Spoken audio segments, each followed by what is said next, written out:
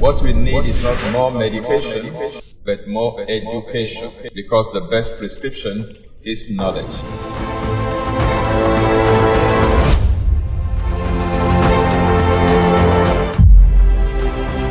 This is Exposé coming to you live from Lagos, Nigeria, every Monday on Instagram, YouTube, and Facebook simultaneously. I'm the regular host, Tony Akinyemi. Don't forget, what we need is not more medication, but more education, because the best prescription is knowledge.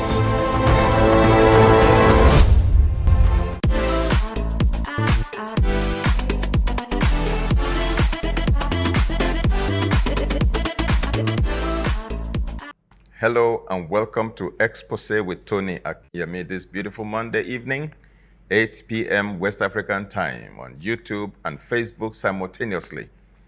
Last week we started season 15 on environmental toxins, and we talked about 7 major fundamental factors that can precipitate dysfunction, derangement, and disease. Deficiencies, abuses, toxicity, infections and infestations, injury, sediment, and stress. And then we picked one of them, toxicity, to zero in on. And we looked at the fact that there are endotoxins and exotoxins. Toxins can impact our health in many ways. We concluded with the concept of upstream medicine versus downstream medicine. In downstream medicine, the professionals wait at the bottom of the cliff for people as they keep falling down the cliff. They are waiting with ambulances to whisk them away to the emergency room, to the theater, to fix their broken bones and suture their lacerations and attend to them to see how many lives can be saved after they have fallen off the cliff. That is downstream medicine. But upstream medicine is to go up the cliff and find out why people are falling from the cliff and suffering, fractures, dying and bleeding and what have you. If there is any need to do something up there, either to put some railings there or some kinds of protection so that people don't fall, and they won't need the ambulances in the first place. That is called upstream medicine. All right, so looking for root causes of medical conditions, root causes of dysfunctions, root causes of disease, and attending to them at the source so that we can prevent, or at the very minimum, minimize the incidence and severity of disease. That is upstream medicine. Another word for that would be preventive medicine. So what I'm sharing with you about environmental toxins come under that umbrella of upstream medicine. We want to understand environmental toxins that can cause disease in human bodies, so we can, first of all, stop polluting the environment with these toxins, and also know how to avoid exposure to these toxins, or at least minimize our exposure to these toxins. And if after our best efforts, we still either wittingly or unwittingly or accidentally, inadvertently get exposed to these toxins, we understand, we also know how to, detoxify our bodies before they cause serious, irreversible damages in our system. So that's the whole essence of this conversation. All right, so today, I want us to start by definitions. What are toxins? Because we keep talking about environmental toxins, and some people are wondering, what are these toxins self? What exactly are toxins, okay? By definition, a toxin is any substance poisonous to an organism, a living organism. Anything that is poisonous to a living organism is a toxin. In other words, it is toxic to that organism. And there are different types of environmental toxins. Of course, I'm not talking about, toxic relationships, toxic, environments, maybe family environments, maybe toxic marriages or toxic this, toxic that. I'm talking about substances in particular, chemical substances in particular. So there are different types of chemical toxins in the environment. There are those that are, poisons spontaneously produced by living organisms, such as bacteria and algae and what have you. Those are called biotoxins.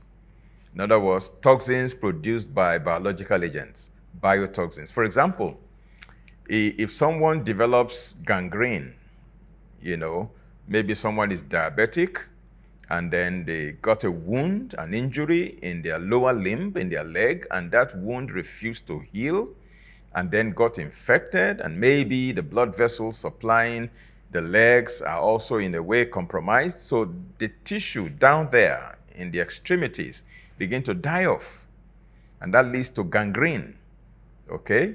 And once the gangrene gets infected, it's heavy infection.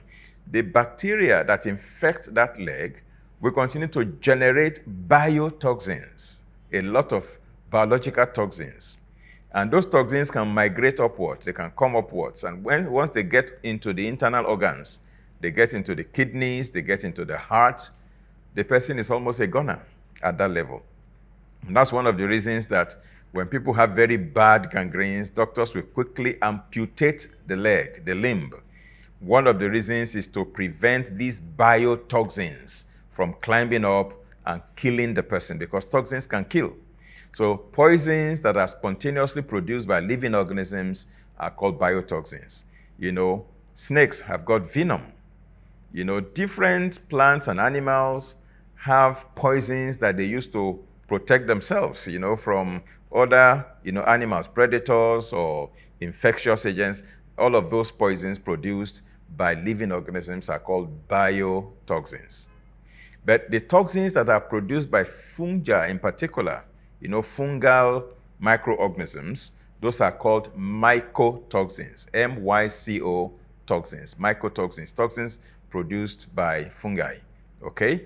Then toxins that are produced by higher plants, not microorganisms, but higher plants, like poisonous mushrooms, for example.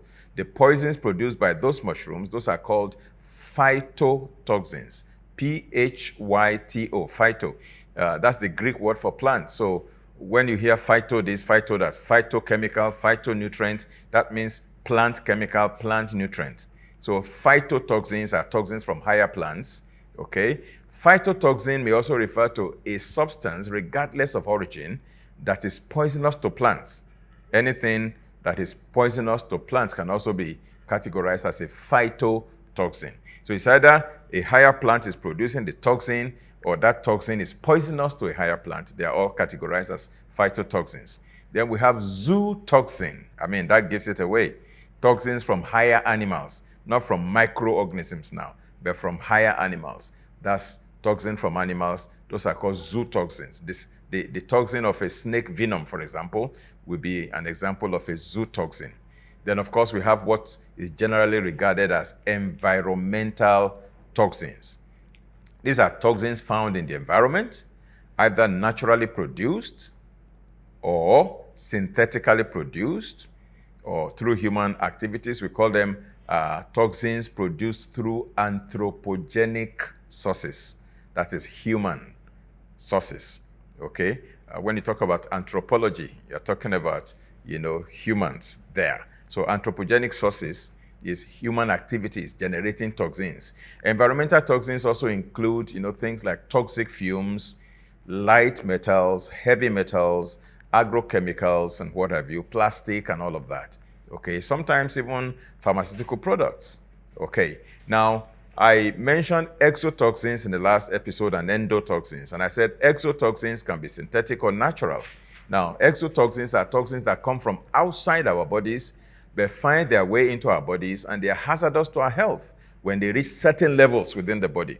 Examples would be, of exotoxins would be toxic metals, toxic gases, toxic chemicals. Then we have endotoxins. These are toxins that are generated within our bodies, and they are supposed to be eliminated by our eliminative organs and systems in an efficient and timely manner. Otherwise, they will build up to levels that become hazardous to our health or even to our lives. And that's why when you don't wee-wee regularly, you don't poo-poo regularly, there will be toxic buildup in your system and you may not feel really good. Examples of endotoxins, like I mentioned last week, metabolic waste that are generated by microorganisms that have infected us or that live within our system. All right. Now, some of the toxins that we come in contact with, either exotoxins or or endotoxins, are actually toxic to our nervous systems. And those are called neurotoxins. Toxins that are, toxic to, and they can alter the structure as well as the function of our nervous system. They are called neurotoxins. There was a book I read the other day. The book is titled Excitotoxin, the taste that kills. Excitotoxin, the taste that kills. You can check that on Amazon.com. It was written by a professor of neurosurgery. He's a neurosurgeon who wrote that book. And there he identified a number of substances that are toxic to our nervous system, and they are called neurotoxins. Among them, incidentally, are some of the things we use in our seasonings to cook, particularly in Africa, and especially in West Africa. All the cubes, most of the cubes, it's not all of them, most of them that are used in cooking.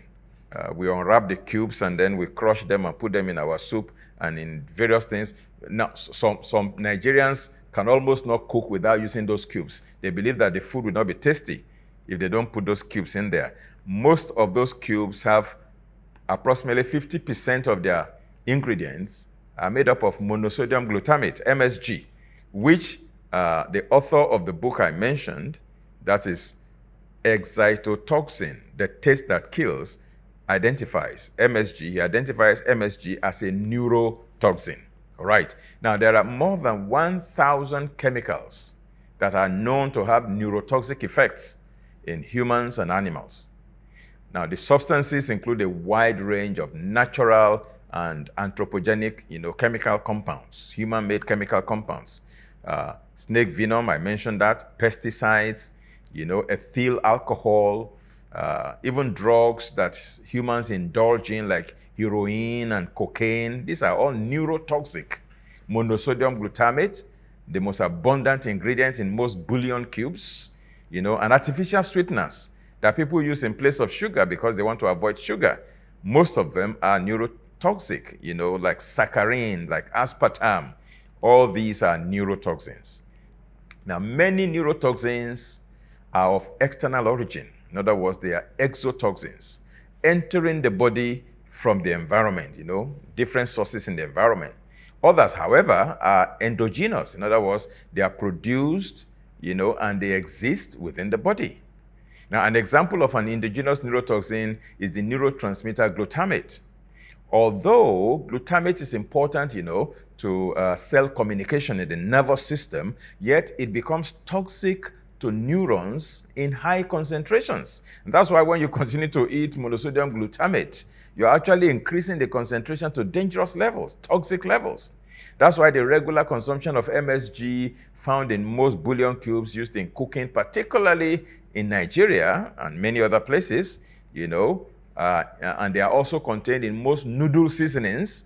This is not advisable. Just recently in Nigeria, a number of noodle products where, a red alert was raised by the regulatory agency, NAFDAC, that they contain, substances that are capable of causing cancer. And many people were alerted to it. And when that happened, I think that should be in the months of April and May of 2023, thereabout, in Nigeria.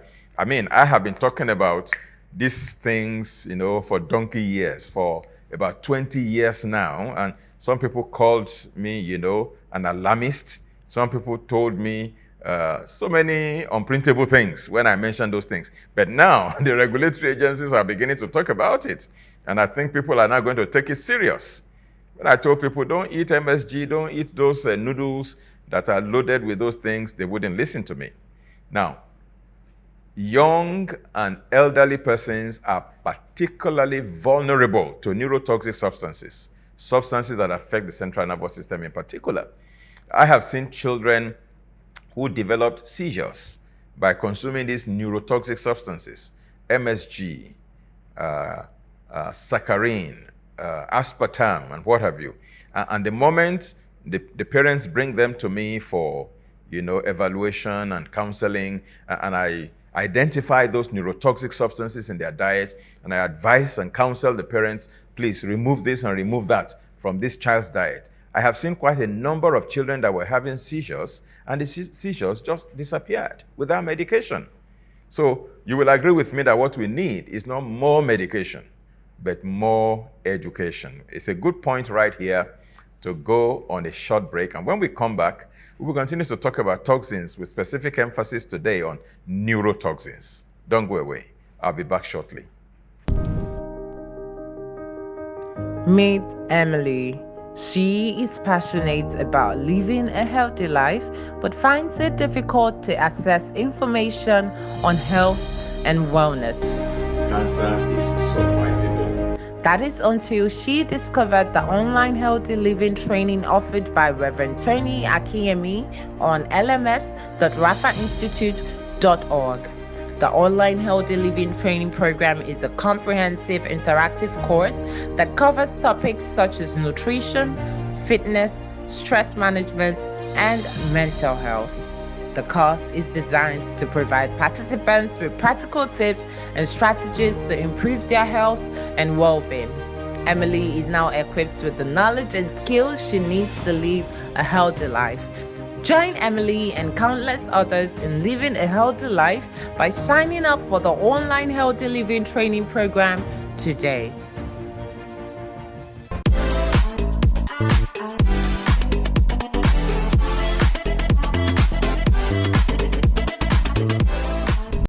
Welcome back. This is still Exposé with Tony Akinyemi, and I'm your regular host. We're talking about toxins, environmental toxins, and we're looking into neurotoxins. That is, toxins that particularly impact the nervous system. They can impact on the function, the structure, as well as the function of the central nervous system, culminating in all kinds of symptoms, which we're going to be looking at. Now, certain chemicals found in the environment and in common household items have been linked to behavioral and cognitive problems in children. Professor Joshua Ojo of the Department of Physics, University of Obafemi Awolowo University, Ile-Ife, Nigeria, underscored that very seriously when I interviewed him, that there are many things in the environment that get into children, sometimes right from the womb through the mother, crosses the placenta into the baby from the mother, and then it begins to affect, the cognitive development of that child, and even can affect the behavior of that child. It can make that child to be aggressive, to be wild, or to have low IQ. Environmental toxins can have that impact. Now, in the early 2000s, increased exposure to some of those chemicals during fetal and early childhood development, as a result of overall increases in the use of chemicals in food production and in consumer products, was blamed for the sharp rise in disorders such as autism and attention deficit and hyperactivity disorder, ADHD, in children. Now, although some scientists, believe that genetic factors may also play a role in autism, yet, according to Britannica, if you go to Britannica.com, you can check this out, okay? Britannica.com, you can put /science/neurotoxin, and you will find this there, okay? I quote, it says, neurotoxins such as arsenic, chlorpyrifos, DDT, ethyl alcohol, fluoride, lead, polybrominated diphenyl ethers, that is PBDEs, polychlorinated biphenyls, that's PCBs, manganese, mercury, and toluene are major contributors to the prevalence of neurobehavioral disorders. That's from Britannica. Now, The impact of some neurotoxins such as lead and ethyl alcohol are well documented. There's no doubt about it. Studies have been done. Researchers have found out that fetal alcohol syndrome, which is characterized by brain damage and developmental delays in children, has been known since the 1970s to occur in children born to alcoholic mothers. That is why we, in natural health community, we normally tell mothers, if you want to make a baby, prepare your body at least 6 months before you get pregnant. Detoxify your body, nourish the body, put your body in an excellent shape before you get pregnant. And during pregnancy, make sure you behave yourself in your diet and your lifestyle and the things you are exposed to. And then when you are breastfeeding your baby after you deliver the baby, also be careful what you put into your body, because that can get into the baby through your breast milk. All right? Okay? So if a mother is an alcoholic and continues to consume alcohol while pregnant, fetal alcohol syndrome has been found, and this is usually characterized by brain damage, sometimes developmental delays in children who were born to mothers who were consuming alcohol during pregnancy and during breastfeeding as well. Now, concern about lead contamination dates back to ancient Rome, where, the malleable metal was used, to line aqueducts, the pipes that conduct water, from municipal water to homes and wherever, maybe to even factories. Now, Roman author and civil engineer Vitruvius noted, and I quote, he said, in casting lead, the fumes from it destroyed the vigor of the blood, unquote.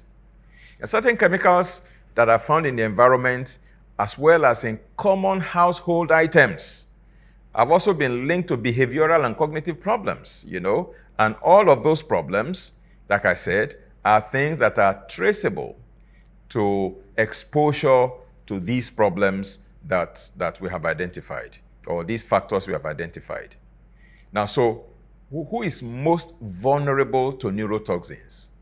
Who is most vulnerable? Now, in the elderly, a decline in neural function associated with aging can limit the ability to cope with the effects of neurotoxins, because you see, as you get older, your kidneys may not work as perfectly as somebody in his teens or in his 20s or in his 30s. So the ability of your eliminative systems and organs to be able to remove waste from your body becomes sluggish as you get older. So if you allow these toxins to get into your body as an elder, a senior citizen, you have a hard time getting them out of your body. So in the elderly, there's a decline in neural function, in renal function, and many other systems in the body due to aging, of course. And that would then limit the ability of the elderly to cope with the effects of neurotoxins. Now, those who are also already sick, whose immunity are already compromised, and their body systems are not working optimally, those with compromised liver metabolism or impaired kidney function, which are the primary routes of toxin clearance from the body, are particularly vulnerable to neurotoxins. And then prenatal, postnatal, and early childhood exposure, to some of these environmental chemicals can result in permanent damage to the developing brain of a fetus, of a baby. That can cause functional deficits that become apparent immediately, or maybe that can emerge later in life as the child continues to grow. And then you start noticing some defects and deficiencies here and there, and one may never know, one may never be able to connect the dots, one may never be able to make the connection that it was the exposure of the mother while she was pregnant of the fetus to these toxins that impacted the developing brain of the child, and that are now manifesting in those things that are noticeable in that child. Now, studies have shown that, the placenta cannot prevent many toxins from passing from mother to fetus. Many of these toxins can actually go through the placenta into the baby from the mother. Moreover, toxins can also be transferred through breast milk, even after the child has been born. And there is this synergistic effect that toxins also have, particularly when several different kinds of toxins all enter the body at the same time. Now, in the modern era, there are significant concerns about the combined effects of moderate and even low-level exposure to multiple neurotoxins. Of course, more research is needed to further establish the implications of that. However, to determine the physiological significance of such exposures, these studies, some studies have already been done, and it is known that there is this synergistic effect, okay? So some people will tell me, oh, it's only a very little amount of this that is coming into the body can handle it. Oh, a very little amount of that, the body can handle it. By the time you take a very little amount of lead below toxic levels, it's still below the limits set by the Environmental Protection Agency. Oh, very small amount of lead, it has not reached toxic level yet. And then very small amount of monosodium glutamate, it has not reached toxic level yet. Very small amount of mercury, it has not reached toxic level yet. By the time you accumulate small amounts and small amounts and small amounts and small amounts of various toxins, they all then form a football team and they become very deadly. So you have, let me not mention the name of soccer players. I wanted to start mentioning Messi and Ronaldo, but I don't want to mention them right now because those are good guys, okay? Now, but toxins are not good guys.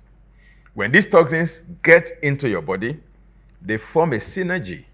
They form synergy. They synergize. And all these multiple toxins in very little, individually, they have not yet reached, they have not exceeded the upper limit that is set by government agencies and environmental protection agencies, but all of them can work synergistically together to wreak havoc in the system. Thousands of other chemicals are suspected of having neurotoxic effects, by the way, though many of them remain untested till today. All right. So now, in recent years, attempts have been made by scientists and governments around the world to reduce certain well-known toxic substances from the environment, such as asbestos. They are now making asbestos-free products. And now we have unleaded fuel, even though, as Professor Ojo mentioned the other day, Nigeria was one of the last countries to stop the use and the importation of leaded fuel. Okay, and lead, once it gets into the environment or gets into somebody's body, it is said that it can remain there for the next 30 years. So even though the use of leaded fuel was stopped in Nigeria, I think 2006 or so, thereabout, I'm not very sure, that's still less than 30 years ago. That's about 17 years ago, which means that majority of those of us who are older than 17 years still have probably lead inside our body, despite the fact that it has been stopped about 17 years ago. And now, many countries are beginning to stop the use of lead in the manufacture of paints. So we are beginning to have lead-free paints. But of course, Nigeria still uses a lot of leaded paints. A lot of leaded paints. Scientists and experts are battling the paint industry in Nigeria to stop using lead in the production of paint because of the risk of lead poisoning, all right? Some of the efforts in preventing the importation of old cars, jalopy cars, rickety cars, and the importation and use of one-stroke and two-stroke engines in the country, all right? And encouraging the use of, electric cars and electric trains. I mean, I think the other day in Lagos State, Nigeria, I read in the news that the Lagos State government has imported electric, trains and electric cars, electric buses rather, to run the public transportation system. That's cherry news because that's going to minimize the pollution of the environment, particularly with these toxic substances. Now, however, despite all of these efforts, there are still many new pollutants coming into the fray, such as, microplastics, nanoparticles, radiation from, smartphones, telecommunication masts, and power lines, hundreds of never-before-seen chemical substances, all of them coming into the environment. Now, in the search for rare metals, we are excavating half the earth and releasing many substances that have been underground for thousands of years, and we are releasing these into the air as well as into our water bodies. Now, which we then absorb in small amounts through breathing, inhalants, drinking and eating, ingestants, even when they make contact with our skin, contactants, and what have you. Now, due to the multitude of toxins and the fact that we can hardly escape from them no matter where in the world we live. Most people are affected sooner or later, one way or the other, with these environmental toxins. And that's why I am harping on these things again and again so that we can help ourselves, okay? Now, unfortunately, scientists have only investigated and know about very few of these toxic substances, like heavy metals such as mercury, through dental amalgam and fish, lead, through water, food, ceramics, formerly petrol, gasoline, water pipes, and then organochlorine compounds, like pesticides, insecticides, and other agrochemicals. And then we have volatile organic compounds, VOCs. Then we have chemicals in plastics, fluoride, xenohormones, now plasticizers, phthalates, solvents, electromagnetic fields, EMF. They are all part of the pollutants in the environment. Pathogens, viral load, cell wall deficient bacteria, and then food preservatives and additives. All the E numbers. When you look at the carton or the jar of your food, look at the E numbers. They will have the E and then a number, and they will say the number of a color, yellow, red, and all of that. They just add artificial colors. They all number them E something. Those are all environmental toxins.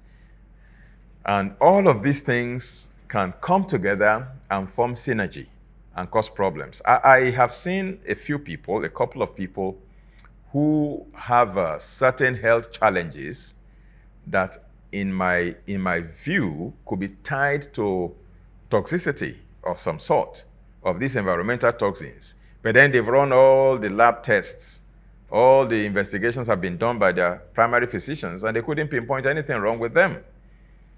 Sometimes they just tell them it's in their head. This thing is it's in your mind. It's not for real.